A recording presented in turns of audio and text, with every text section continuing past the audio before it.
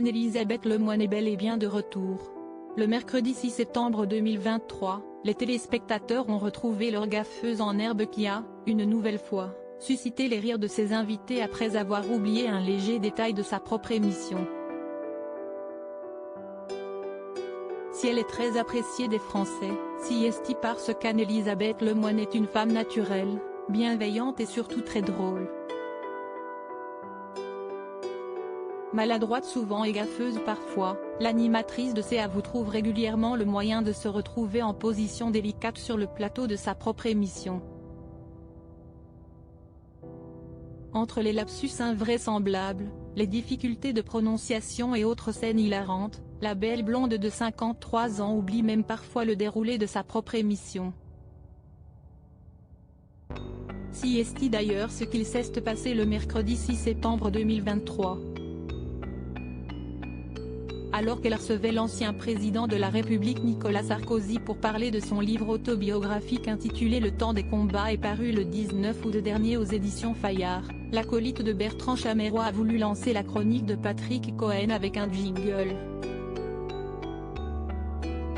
qui n'existait en réalité pas du tout. Il y a beaucoup d'autres choses dans ce temps des combats, Patrick Cohen l'a lu, si est le thème de son édito, a-t-elle lancé en regardant fixement la caméra et en envoyant la main comme si elle encourageait la régie à envoyer un magnéto bien précis. Après un long blanc de quelques secondes, elle réalise tout de même que quelque chose cloche. Ah, il n'y a pas de jingle, pardon.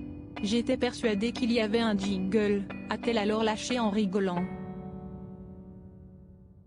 Amusé, Patrick Cohen lui a alors proposé de chanter pour faire lui-même ce fameux jingle. La reine des gaffes s'y est finalement dans le rire et la bonne humeur qu'on lui connaît depuis des années que la pétillante Anne-Elisabeth Lemoine a repris le cours de son émission, comme si de rien n'était.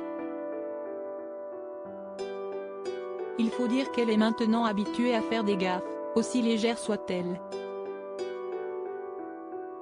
On se souvient notamment qu'un mai dernier, l'animatrice avait offert, sans le savoir, un faux CD à l'actrice Virginie Efira, mais aussi qu'en 2019, elle avait révélé à quel stade de Qui veut gagner des millions, elle avait été éliminée, avant même que son passage ne soit diffusé.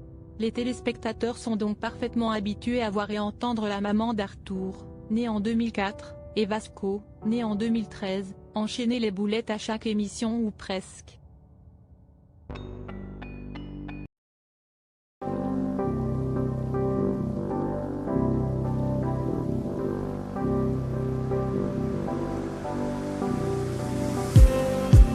Just